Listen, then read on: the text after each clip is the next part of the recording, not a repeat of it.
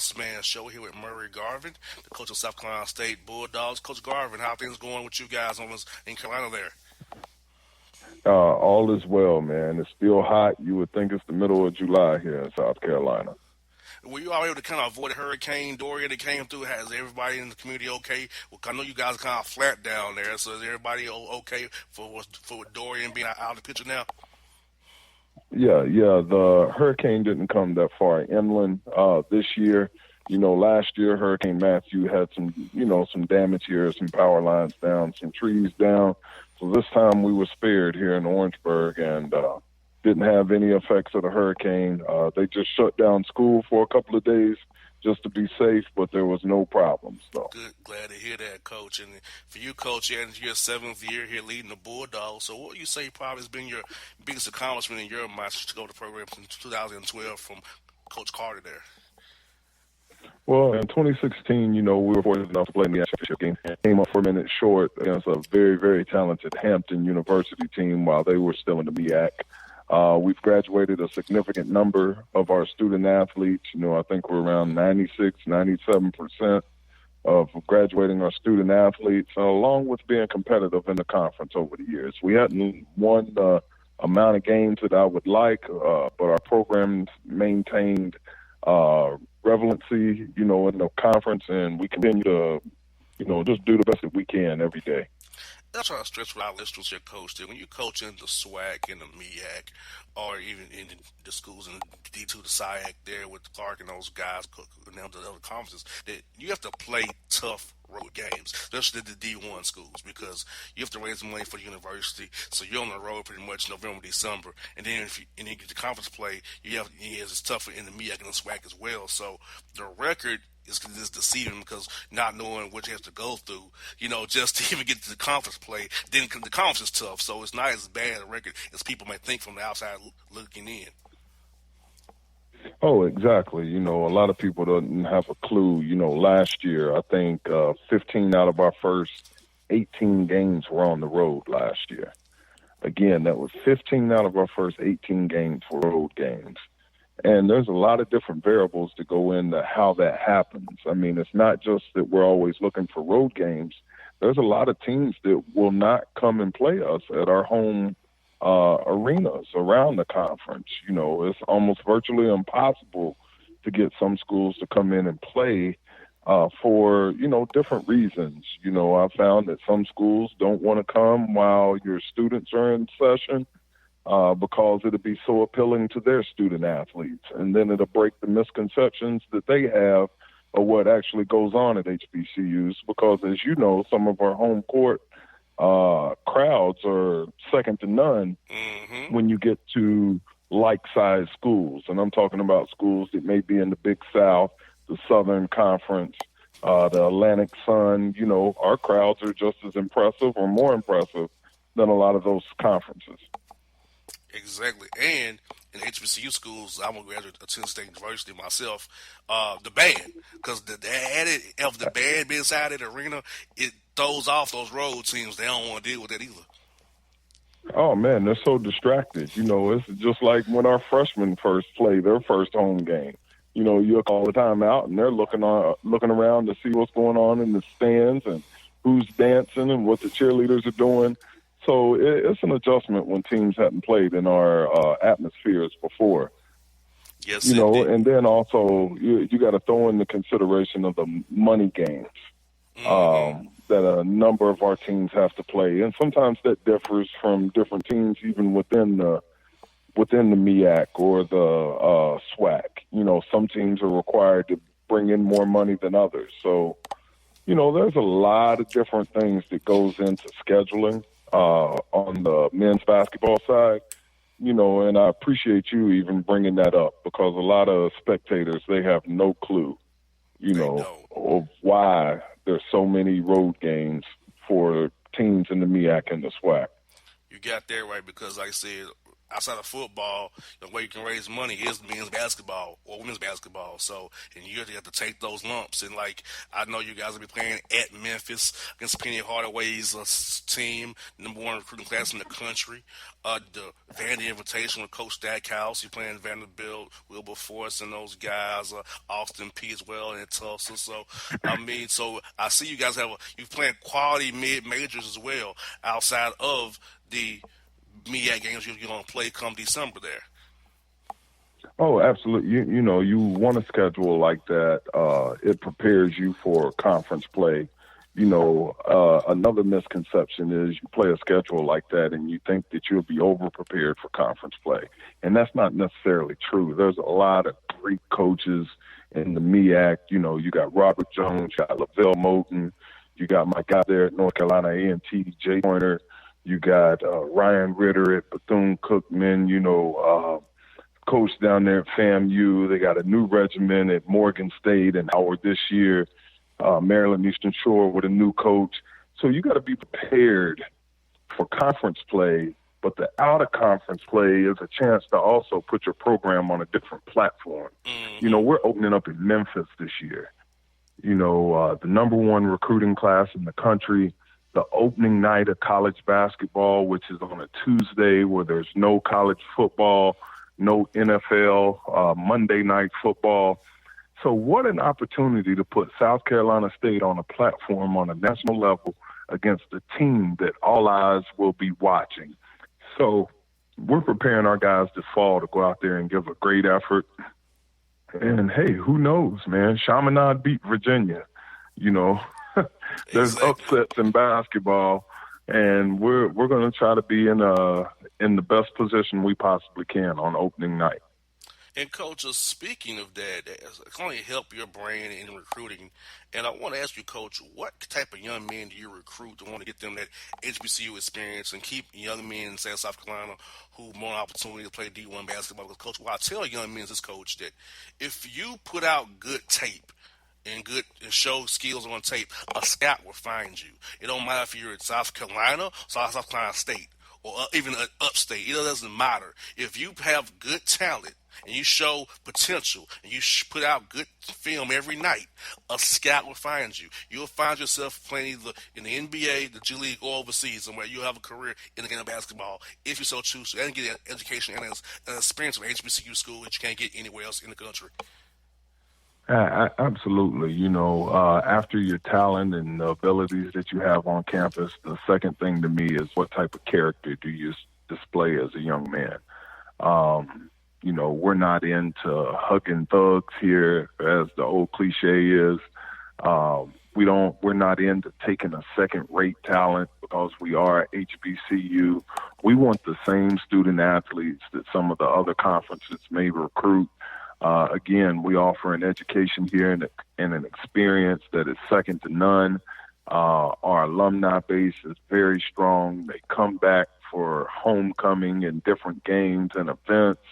And so we're in recruiting the most talented student athlete that we can recruit, and also a student athlete that displays tremendous character on and off the floor. And that's what we're after, and that's what we'll continue to recruit. And we've had a good string here the last year or two with getting those type of guys in our program. And, Coach, I think with yourself, like I said, you can go high school freshman, you can go to the prep school route if you want to, international, grad transfer, or JUCO route. I feel like you South Carolina State, you can use all 5 avenues to find players to help you guys out, help your program sustain and be competitive in the MEAC each year. Oh, absolutely. That's what we've done. We have all those different types within our program right now. This past year, we signed maybe 2 grad transfers. We signed another transfer from Savannah State with them going down to Division II. Some of their kids, they become immediately eligible for Division I. We got high school freshmen and we got junior college transfers. So we covered all that in this past recruiting class. I tell you something that, maybe the nation doesn't quite realize, but last year, we have 2 out of the top 3 NBA draft picks came from the state of South Carolina. Oh, wow. And that has really impacted the amount of schools that are now raiding the state, looking for the next John Morant, looking for the next Zion Williamson. I mean, I think we had a total of 5 in the NBA draft when you count the Claxton kid that played down in Greenville, South Carolina. And then there's maybe 2 more gentlemen that had South Carolina roots. But I say that to say the state of South Carolina has really, really grown in their grassroots basketball, and the nation has taken notice. Again, with the NBA draft, 2 out of the top 3 were from the state of South Carolina. John Morant, we were one of the first schools to actually offer him a scholarship before he jumped on the scene. So we're going to continue to chug along and do what we need to do in order to put our best foot forward, and then also to position our program to compete for a MEAC championship in 2019-2020.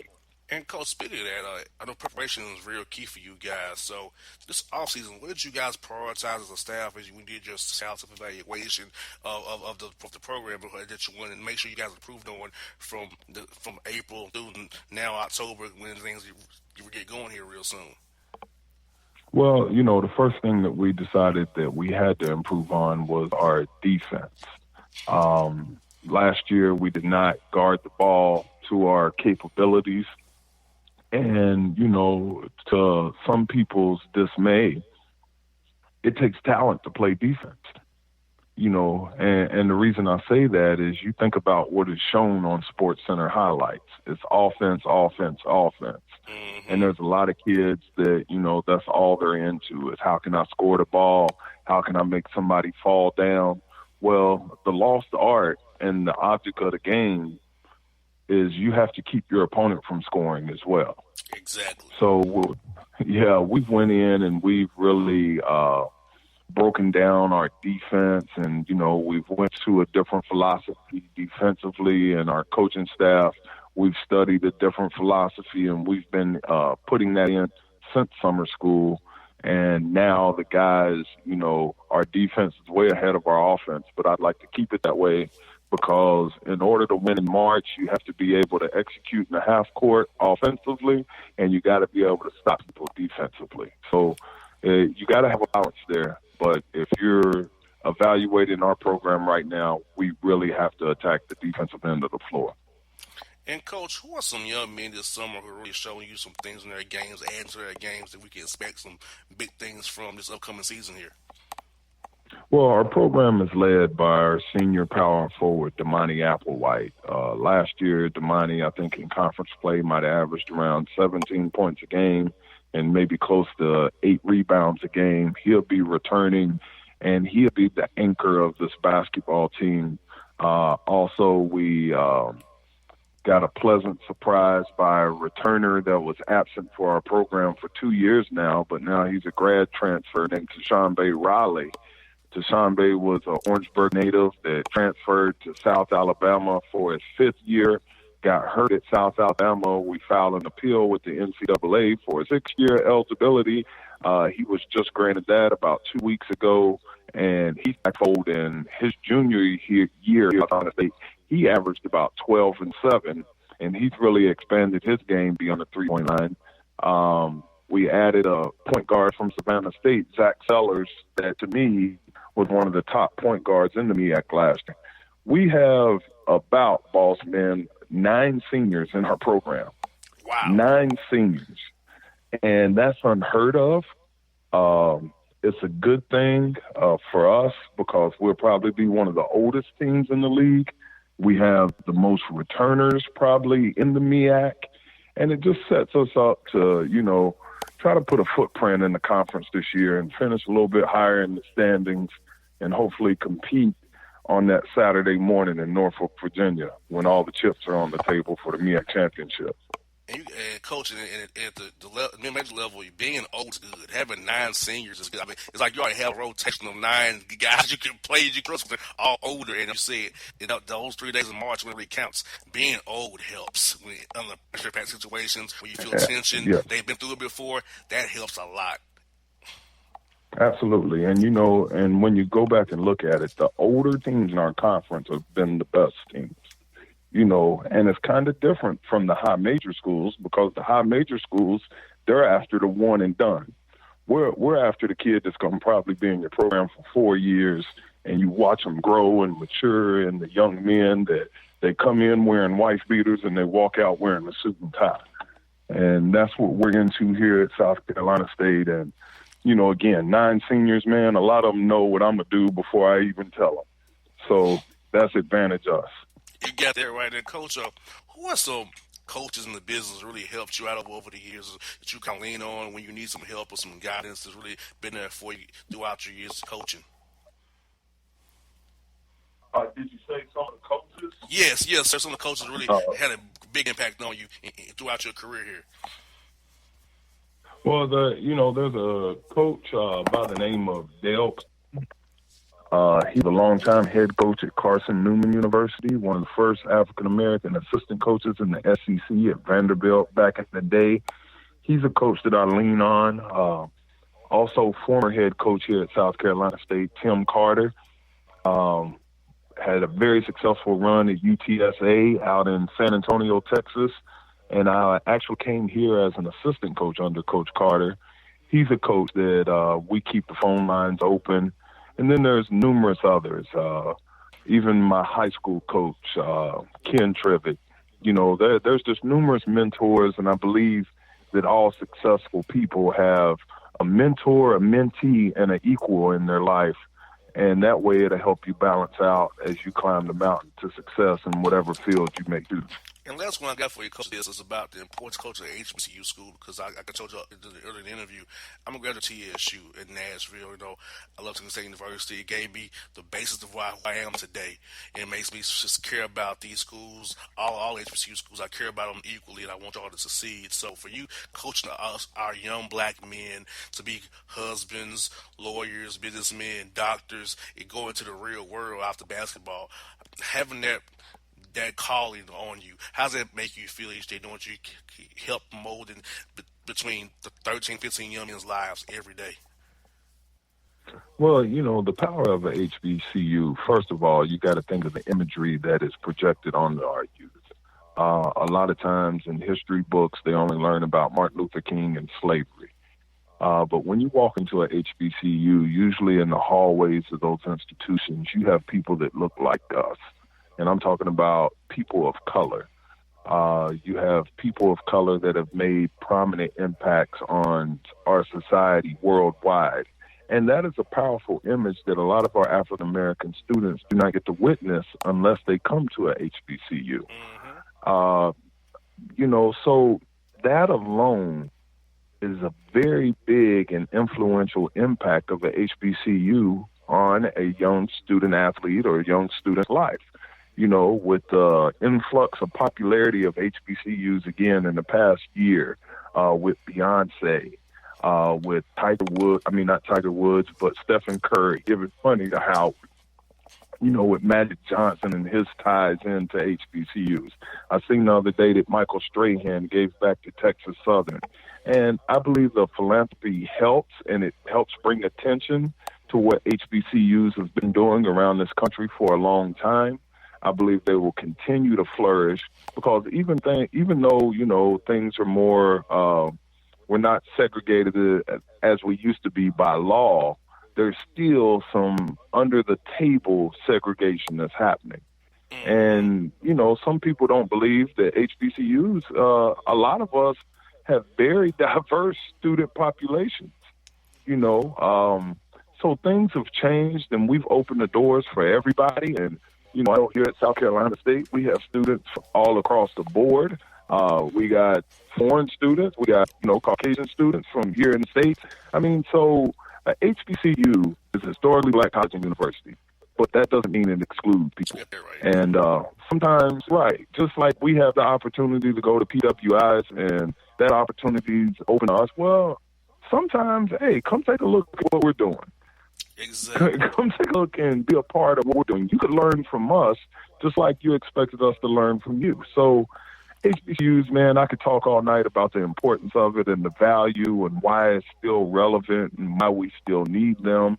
As long as we got bigotry and racial hate and things like that going on, we still need to build up our young African American youth in our way, in our institution. So, you know, I'm the wrong one to say anything negative about HBCU Hey, because it's been good to me and it's been a great experience here, even though I didn't graduate from a HBCU.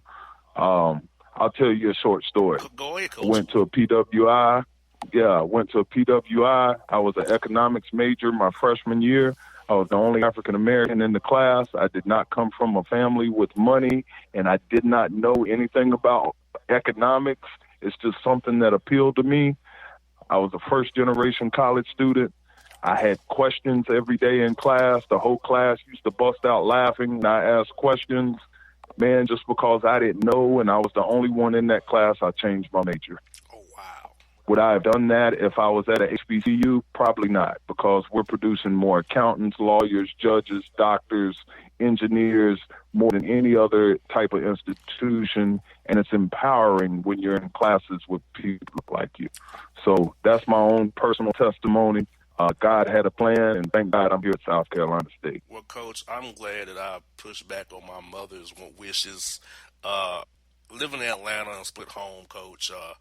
My dad's in Atlanta, my mom's in Nashville, Tennessee. She wouldn't go to her alma mater, Lipscomb, or go to Vanderbilt. I said, no, mama, I don't want to go to those schools. I want to go to Tennessee State University, where you sent me for youth sports camp, where I met Frankie Adams, a 5-year-old. I still talk to him to this day.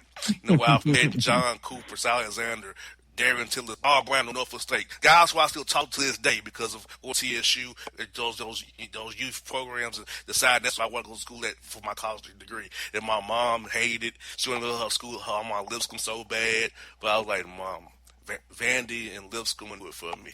I want to go to Tennessee University. That's what I did.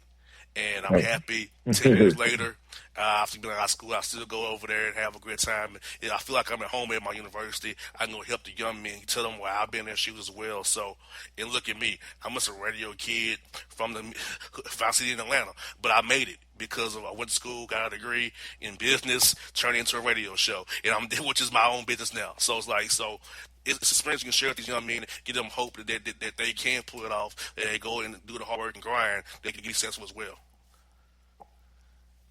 Absolutely, and that's the plan. My brother-in-law graduated with an engineering degree from Tennessee State University, and he's doing very well. So I know the power of Tennessee State and what it does for young people, and congrats to you. You just named off a bunch of coaches that have South Carolina State ties or MEAC ties with Jamal Brown, Ty Alexander, Frankie Allen, John Cooper and all those guys. The coaching community is very small. So, I know all of those men that you spoke about, and they're first-class people. And you're running a first-class radio show here. And if there's ever anything that I could do, please don't hesitate to reach out, because it's all about these young people and giving them a platform to showcase their talent, skills, and ability to a nation. And you're always welcome here in Orangeburg. Coach, I look forward to doing that because it's not that far away from home here for me. And Coach, like I said, my mission this year was to give all HBCU schools a platform if I can. That's why that's because I feel like you all deserve the platform, because people kind of look you all to talk about you when something bad happens. Let's talk about something when something good's happening. Let's do that. Let's not only be with something bad happening. So that's where I feel like with a radio program, being in Atlanta, I can do that for you, for all the HBCU schools, because I'm an HBCU grad myself, so I'm going to give back there, pay it forward that way. So anytime I can help out you in your program or talk to you want to come up to talk to your team, I love to do that. I love talking to the teams and your young men and giving them hope and inspiration to keep pushing and doing better. So, Coach, I love to help you, love partner and working with you guys down the road, man. I love to do it. Absolutely. Well, thank you for your time, and again, if there's anything that I could do, I'm just a phone call away. Yes, sir. Coach Garv, thank you. It's been a great conversation with you, Coach. We'll do this again soon, man. Absolutely. Take care and God bless. God bless you too, Coach. That's Coach Garvin of Client State People on the Bossman Show. My heart skips skipping the beat. You're not close enough, so that space between you and me, let's lose it. The way you're dancing, swaying to the music, girl, that body and how you move it. Every time you cross my mind, girl, I lose it. Alexa, play the Country Heat playlist. Okay. I don't think you know what you're doing to me. You got my With Amazon Music, a voice is all you need. Get tens of millions of songs. Download the Amazon Music app today. All right, folks, back in the Bossman Show. We're kicking off our basketball coverage out of the MEAC with Coach Lavelle Moulton, the North Carolina Central Eagles out of Durham, North Carolina. Coach Moulton, what's good over there in Durham, man? Man, it's all good, man. It's a blessing, and, just trying to maintain and, contribute to last year's success. I hear that, Coach. Now, for you, man, you have mad longevity in NCC Central, man. Like, because you've been there for 11 years as a head coach, 2 years as an assistant. So, in your mind, Coach, what has been the greatest accomplishment for you setting up this program in 2009 here as the head man? Wow, man, you know what? This might surprise a lot of people. When you're a coach, and oftentimes you're judged by wins and losses and championships. And don't get me wrong, the wins have been incredible. The losses not so incredible, and the championships have been phenomenal.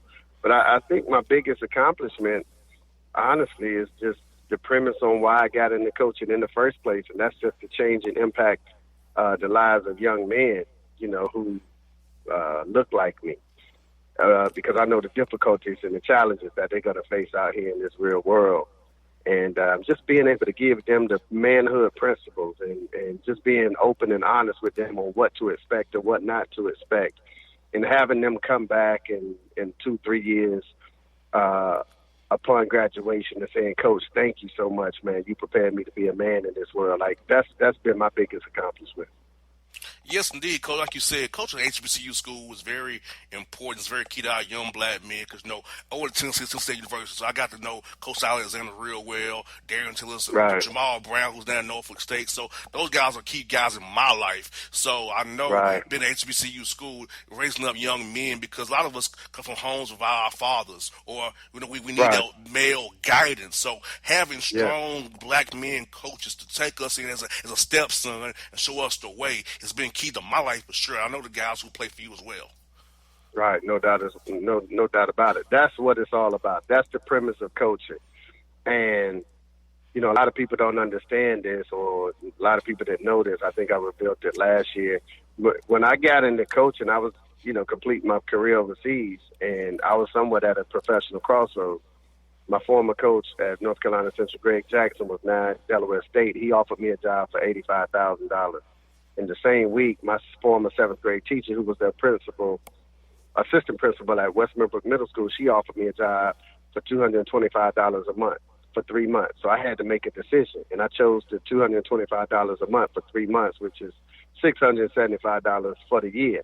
And I chose that over $85,000 because I wanted to make an impact on young men that looked exactly like me. And so the premise of why I do what I do has never changed, and I just think that's helped me be successful.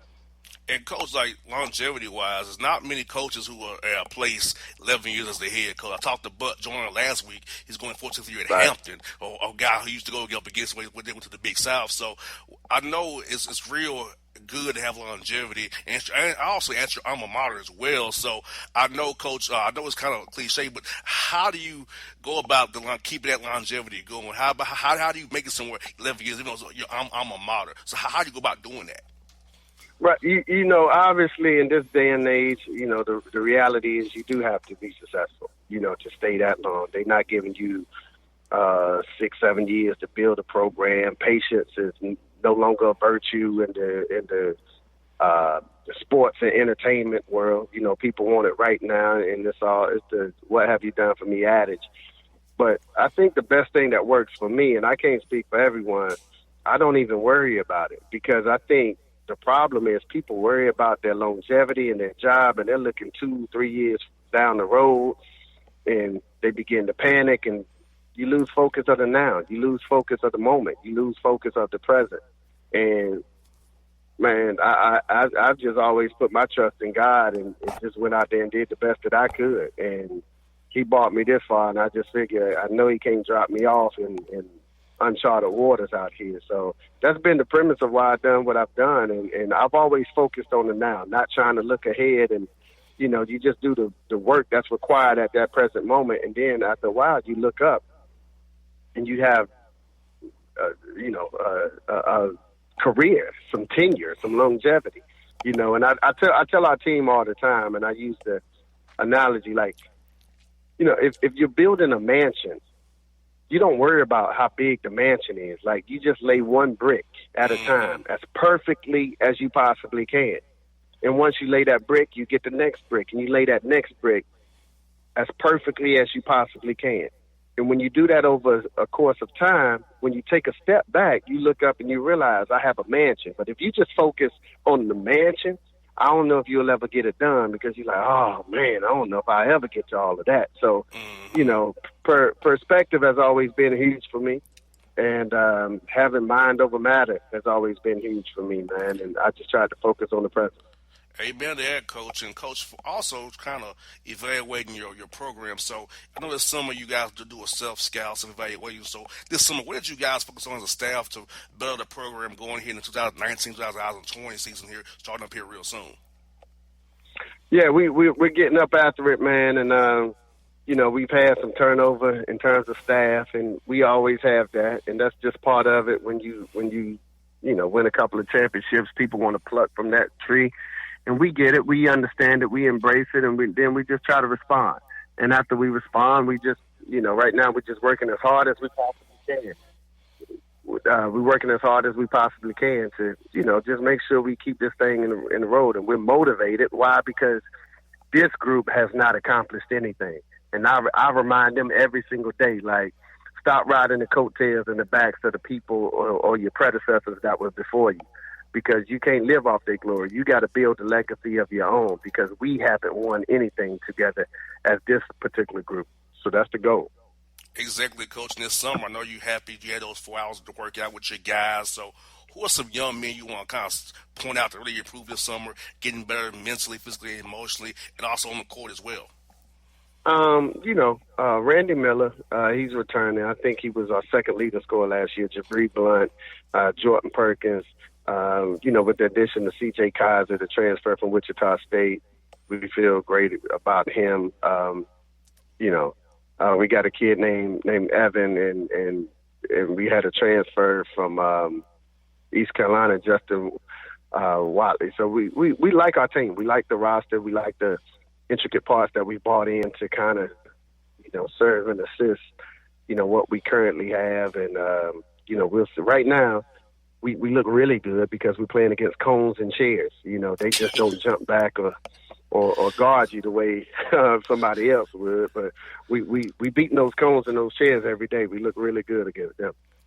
You got that right, Coach. And also, I feel like, Coach, for young men at HBCU schools like yourself, you out here got to get ready for that tough non-conference schedule, because a lot of people don't realize in the SWAC and the MEAC, you guys have to play guarantee games to raise money for your university. So the record in that you see November and December does not tell you the story about the team, because really Absolutely. all what really matters is that weekend in Norfolk, Virginia, that you get hot those days and get stick to the big dance. So that's what really you want to peak then. But people look at the SWAC, oh, they're having a bad year. No. They have to play guarantee games against high majors to raise money, and great mid majors too for the university. So I try to people all the time, the schedule you all gotta play is kind of different. So you can't judge you about what happens in November and December.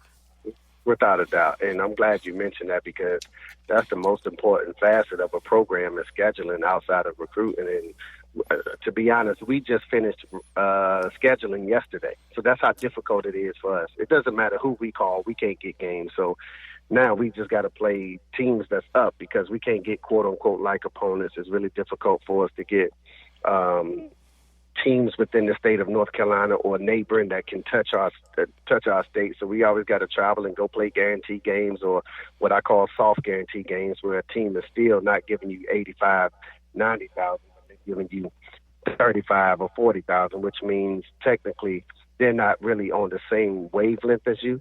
And, it's a difficult game to win. You got that right. So, like I said, I wish more people understood the dynamics of scheduling for MEAC and SWAT schools because it's not as easy as you guys think. Like, you just get schedule today because a lot of the schools in the conference I mentioned aren't even out on the website yet. And I know person coaches who told me they're trying to find games in September, So it's tough, man. it's a daunting process at best. Yeah, absolutely, man. You hit the nail on the head with that. Now, Coach, North Carolina is full of great schools. So how do you pitch them in North Carolina to come to North Carolina Central and not just go to East Carolina or other schools in the state or go down to South Carolina to maybe a Wofford maybe or go to Winthrop? Yeah. So how do you keep guys in the state and marketing programs say, hey, you can still play good here. You put out good film. A scout will find you. I don't care what school you go to. If you put out good film and good work, you'll be playing professionally somewhere. Yeah, absolutely. As the game has evolved, I think more and more kids begin to understand that. But there's always the dream of someone going to the highest level. I'm not mad at them about that. We all, even though we married, we all had dreams of Beyonce and Halle Berry. I get it. I understand it. But what we try to tell kids is the fact that, you're not just signing a 4-year scholarship with us. You're signing a lifetime scholarship. And I think we've had 45 pros in 10 years since I've been here. So we're producing pros as well. So we market that because most of the time when kids play basketball, they do want to eventually evolve into a professional vocation. And then we tell them when the ball stops bouncing, we'll be here to help you as well. And we're going to make sure that you receive your education properly. So we try to sell them on the lifetime and the totality of the experience outside of just this 2-3 year, 4 year regime that you may come in and now we kick you to the curb when you can no longer jump up and shoot a basketball for us. Exactly, and I feel like you're essential. You can definitely do it all 5 ways. You can do it high school seniors, JUCO ways, prep school, grad transfer, just a regular set transfer and play 2 or 3 years for you. And also you can be an option for guys who go to Duke, Carolina, and don't get any playing time and want to get some playing time and come down to Central and get the playing time they wanted at Duke and Carolina and then get it. Yeah, no doubt about it, man. So it's a variety. We've kind of recruited, non-traditionally. It's no longer the 4-year guy, because in our league, you're going to be playing against some guys that's pretty much transferred from 4-year or Power 5 institutions. So you got to be on your best. And again, at the end of the day, the body of work throughout the year, that really doesn't matter. What really matters, or what ultimately matters, is those 3 days in March. How do you play those 3 days in March? So, the best thing to do is have some kids with some experience, some kids that has an element of mental toughness that can fight their way through some adversity and get you through. Now, Coach, who are some of the guys in the business who's really been a big impact on your career, and as guys you turn to when you have a question or an issue just to bounce things off of? I know a lot of guys in the business are y'all real close because the business is not that big. So who are some guys who you kind of really lean on and who really has your back in this business of coaching here? What? Believe it or not, the guy that I'm probably the closest to is Mike Tomlin from the Pittsburgh Steelers. Wow. He's been superb, man, and he's taught me and helped me and educated me more than any basketball coach that that's in our vocation. And that's good. I think I've been good for him and he's been good for me, because the reality is oftentimes, they are wolf dressed in sheep's clothing, so they just trying to get information from you when they're in your business. But, with Mike, we're not competing against each other. It's just like, genuine love from the 2 dudes who have a bunch of shared values and both come from humble beginnings that God has blessed abundantly to be in the positions that they are. So we just build and try to learn off each other, man. And I've learned tremendous things from him. John Calipari is close. Roy Williams is close. Coach K is close. They're 5 and 10 minutes away. And I always said, look, if I'm a startup business in town and I got Warren Buffett and Bill Gates 5 and 10 miles away from me, and I don't cultivate or foster that relationship, then I'm crazy. So Exactly. They've been superb, and anything we need from them on their behalf, They supported us. They helped us out. They've come and they've spoken at our tip-off banquet. And these guys, they charge a significant amount of money to come speak anywhere. You know what I'm saying? Like, if you want them, but they've always looked out for me, and I think they both don't see themselves as who they are now. They see themselves as who they were when they began in the inception of their career. And so they have a sympathy and an empathy for me, and a willingness to help and do that for me. So it's been nothing but a blessing to be assembled with those guys. And Coach, I want to ask you about the MEAC as a whole. I know Hampton left went to the Big South, so how do you view the MEAC now without Hampton? I think it's still a great conference because, you got guys doing major work. Ryan Ritter down there at Bethune-Cookman doing major work. Jay Joyner down over at A&T as well. Of course, not to mention Coach Robert Jones and my man Jamal Brown at Norfolk State. And plus, you doing your thing as well. Supply State's getting better as well down there with Coach Garvin there. So that's a conference that got a lot of great coaches as a whole, coach. And so if you could, tell our listeners a little bit about the MEAC. I know about it and you know about it, but can you tell our listeners, give them a little taste about how great the conference really is and they should really watch out for the ball this year?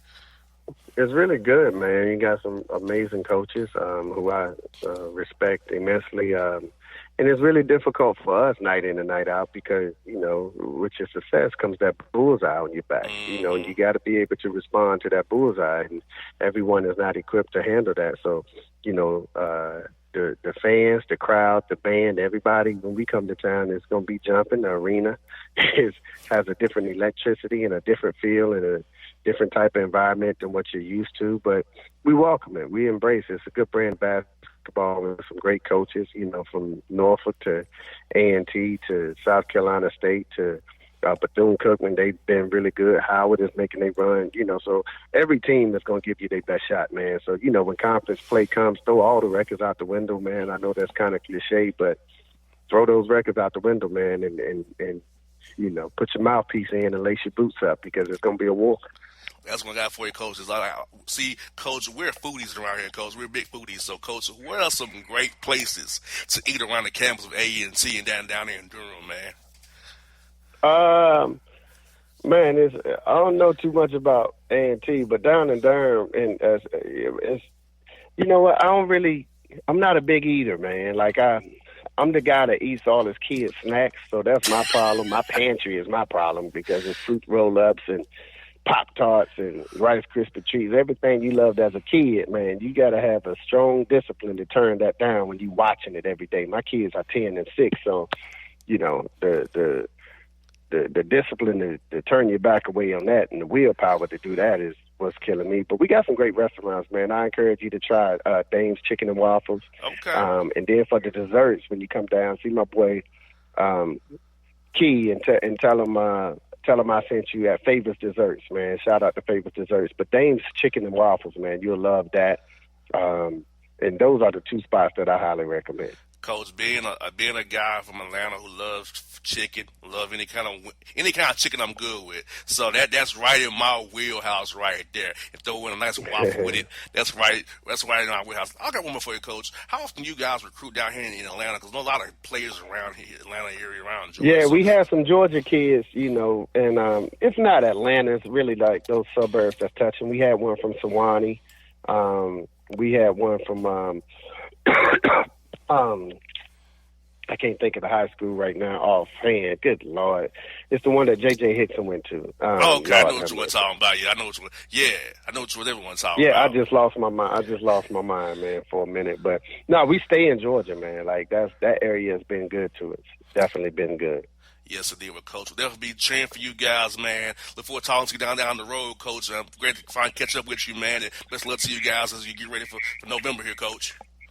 You know it. Much love, man. Thank you for having me. You're welcome, Coach. That's Lavelle Moulton here on the Bossman Show. My man. It's maybe the night that my dreams might let me know all the stars are closer, all the stars are closer. Tell me what you gonna do to me. Confrontation ain't nothing new to me. You could bring a bullet, bring a sword, bring a morgue, but you can't bring the truth to me. Alexa, play Kendrick Lamar and SZA. Okay. Maybe the night that my dreams might let me know all the stars are closer. With Amazon Music, a voice is all you need. Get tens of millions of songs. Download the Amazon Music app today. Folks, back in the Bossman show. Got one of my true friends on the show with me. A guy who I've been cool with since his days at Tennessee. We've had him on the show doing top 3 with Tyndall to kind of give you a tip off who it is. He's now the new head coach of the G League's Grand Rapids Drive. It's my man, Coach Donnie Tyndall, back in the bed, Bossman show again. Coach, what is good up with you, man? Boss man, it's great to hear your voice, buddy, and glad to be back on your show. Everything's good. We're just getting ready for training camp here in Detroit with the Pistons, and our training camp will start a couple weeks after that here in Grand Rapids, so excited to get it going, that's for sure. Coach, I know you joined the Pistons organization last year when Coach Casey got the job, who you was with Toronto. The Raptors not 905, so what sold you on joining Coach Casey's program, the G League team, as an assistant last year, and then finally getting the job as the head man? What was that process like, Coach? Well, the biggest thing is Coach Casey has been unbelievable to me, boss man. He's a guy that we have a couple real close mutual friends. We connected through them. You know, he's had some in-state issues when he was in college and was unfairly treated, and kind of knows the situation or the shoes that I'm in. And I think, you know, probably had a little bit of a soft place in his heart for me years ago. Invited me to Summer League my first year after the Tennessee deal didn't work out, and got to know him, therefore got to know Coach Jerry Stackhouse, who's a great friend of mine, and Coach Casey got me hired with the 905. And then when he came here to Detroit, he said, hey, I'd love to get you back in the gym here under me in Grand Rapids, see how things play out. And I was assistant coach this year. We had a good team, went to the playoffs, and when the coaching change was made, he offered me the position, and I was with him in Summer League. We went out to L.A. for 5 weeks and worked out a lot of the young players out there Monday through Friday for 5 weeks, and now I've been down in Detroit working out a lot of the players in kind of mini volunteer workouts, mini camp type stuff, and then training camp starts October 1. So it's been a whirlwind, but the bottom line, JR, is all the credit goes to Coach Casey. If he would have never given me this opportunity, I wouldn't be the head coach in Grand Rapids, and I'm very, very thankful and appreciative of him. And I'm glad Coach Casey did it for you because, he's in NCAA trouble as well. So was a guy I know very well, Quinn Snyder, who was with the Hawks for a while. They're coach of Utah Jazz. So, Coach Tyndall, I feel with your coaching prowess that you can keep rebuilding yourself, show that you are even a pro coach now. Make that leap from G League coach to the assistant coach on the NBA bench to eventually a head coach because you're young enough to do that. You know, Coach Casey's in his 60s and still doing his thing. So you're only hit your 50s, so you still got time. So I feel like you have a lot ahead of you. And I'm just glad you had the opportunity to do this because you are a coach at heart. You're a great person and a great developer of young men. This is a great spot for you to get your feet wet in the NBA game and keep on moving forward, Coach.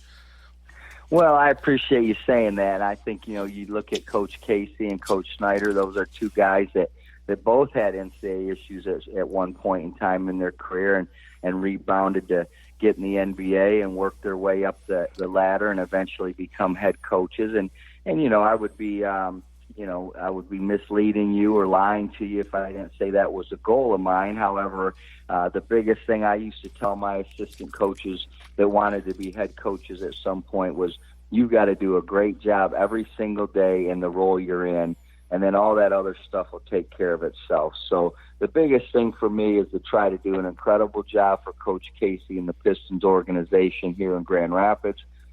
Just as you said, things we've done in the past in regard to developing young men both on and off the basketball court, in hopes that someday, whether it's this year, at some point this year, or down the road a year or two, these guys can help the Pistons organization hopefully win a world championship someday. So that's my job, and if I don't do my job well and good here, then the bottom line, I'll never get those other opportunities. So that's my primary and only focus, is to grow these guys, get them better. Certainly you want to win games along the way and improve as a coach, but I'm just trying to do everything I can to help the Pistons organization develop these young guys. Now, Coach, will it be like what you're on the same thing that Coach Casey runs with the Pistons? Will it kind of be the same thing, like a true minor league system where what the offense he runs, defense he runs, the schemes he runs up there, the Pistons, the big team, Detroit, you're run down with Grand Rapids as well, or it's kind of you kind of put your tweak on what goes on in Grand Rapids? No, I would say 90%, maybe 95% of everything we do here with the Grand Rapids Drive, Bossman, will be the same thing Coach Casey does with the Pistons, because what you don't want to do is have your guys go up to play for the Pistons or get called up, whatever you want to refer to it as, and not understand his system or not be ready to roll in his system. And so the terminology will be the same both offensively and defensively. The schematic things at both ends of the floor are going to be mostly the same. I mean, certainly there'll be an occasion where you may add a wrinkle here or a wrinkle there based on your personnel or a certain game plan that's coming up. But by and large, we're going to do exactly what the Pistons do, and hopes, again, that we can develop these guys and get them used to the climate and culture that Coach Casey wants. And so when they make that step up, they're ready to go.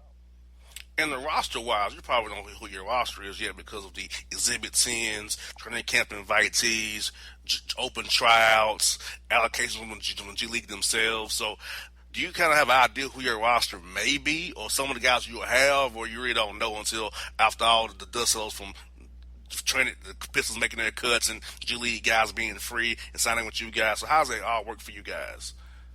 Well, that's a great question. I know you have a better sense of things than most people, but it is a very convoluted type system in regard to how you get your players and the time that it takes to shake out. It's both long in the fact that you won't know your roster probably till November 1st. It's also short because we start training camp October 28th and we play November 7th. So you're really going to have to make roster decisions within about a 7 to 9 day window.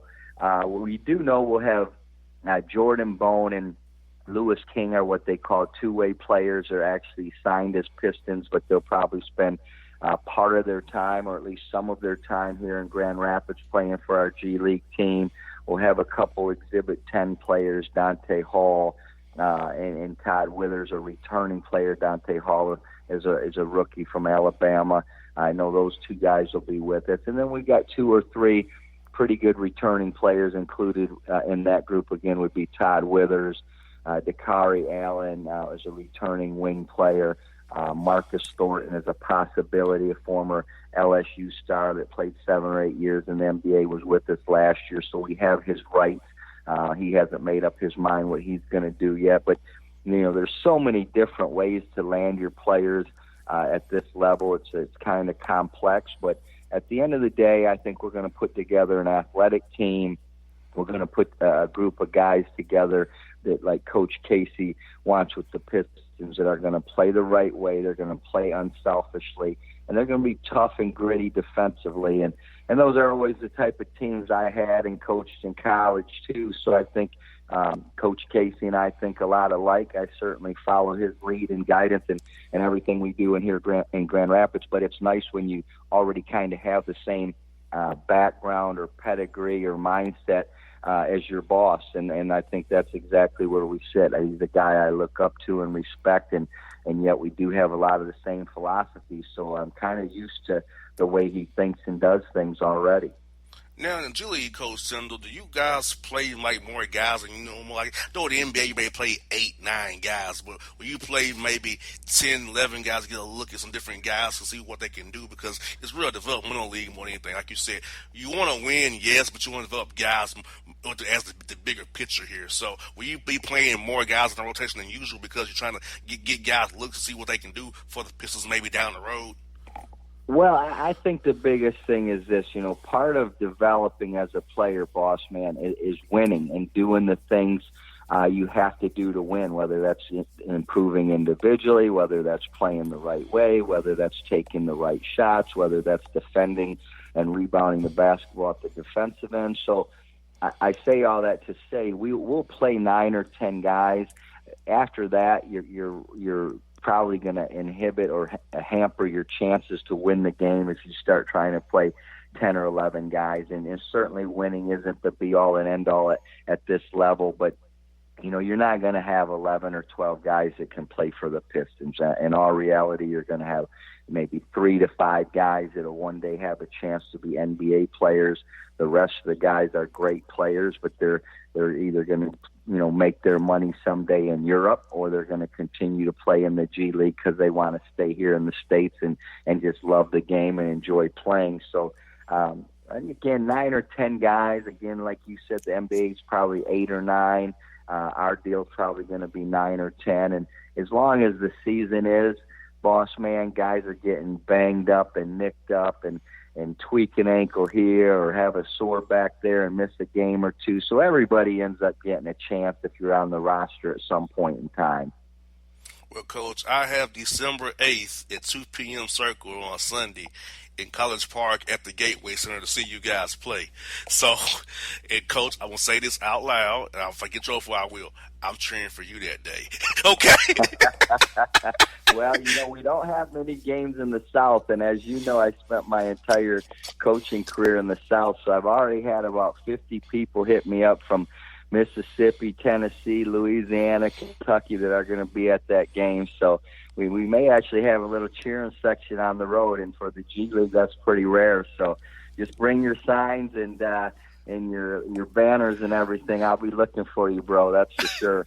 Yes, Coach. I said, look, Donnie's my true friend in real life, so I'm cheering for him. Screw that. So,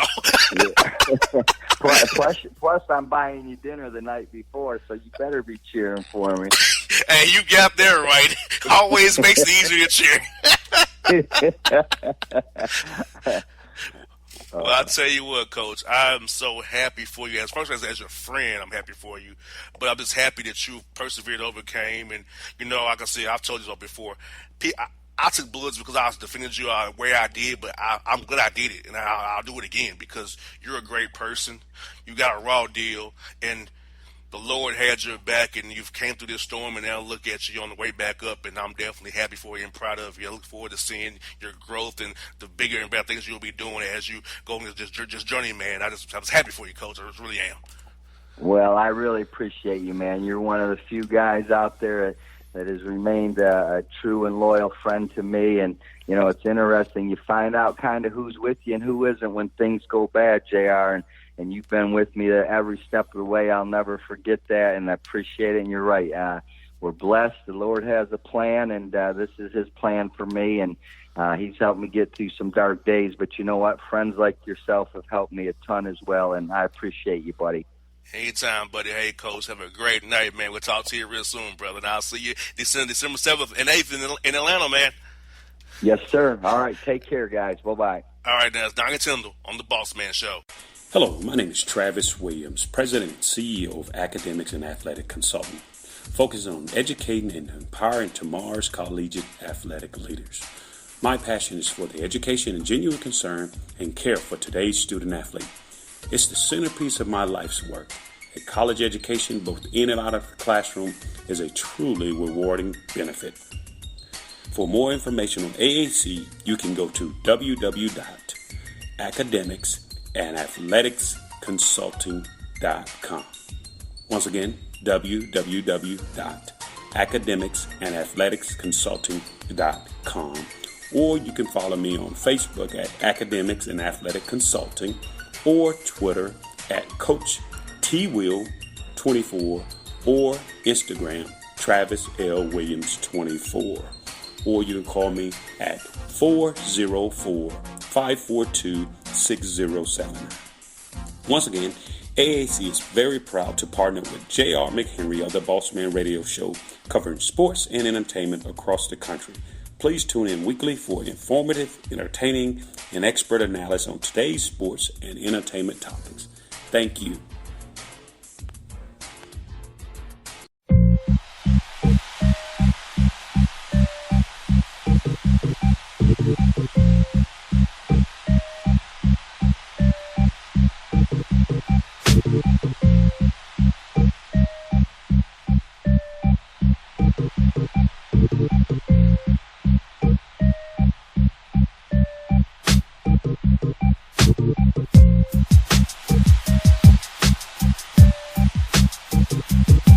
Peace.